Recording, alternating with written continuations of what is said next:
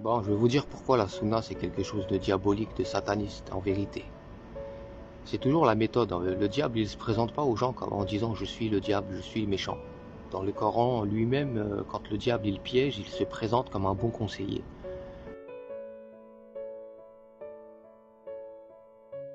comme quelqu'un de bien guidé.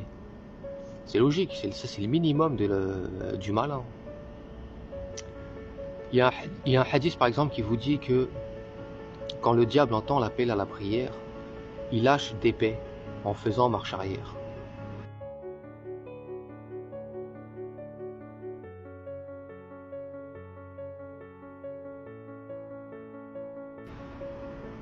Hadith que les imams se passent entre eux et qu'ils passent dans les mosquées. Les gens ils écoutent ça en se disant oh subhanallah. Tu vois pas que c'est une dinguerie le hadith en vérité?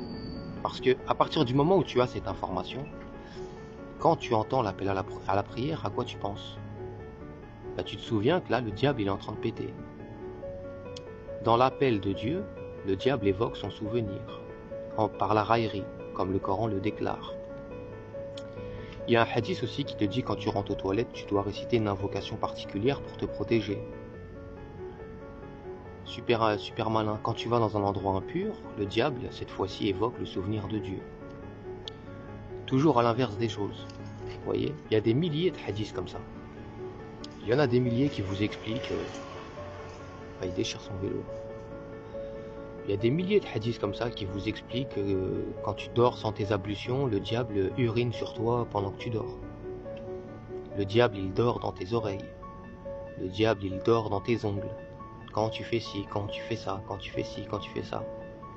En fait, la Sunna, c'est un bouquin pour connaître les petites habitudes de Satan. Toujours dissimulé. Le prophète a dit que dès qu'ils mettent le prophète avant, ils peuvent tout raconter derrière. La pire des saloperies, ça passe. Incroyable. Il y a un hadith qui te dit combien de fois le prophète il a fait l'amour avec ses femmes en une nuit.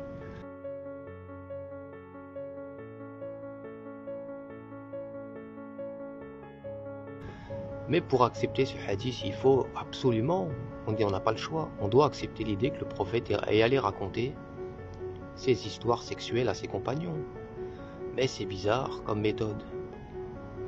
T'es sûr que le prophète il a été raconter ça aux compagnons?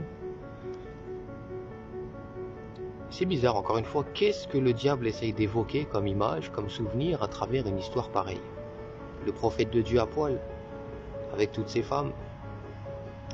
Pourquoi il construit des idées comme ça, des hadiths qui servent à rien du tout dans la foi?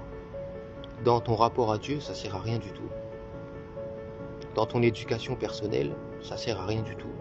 Pourtant, ces grands hadiths rapportés par des grands savants et authentifiés par des muhaddis très expérimentés ont un franc succès dans la communauté musulmane.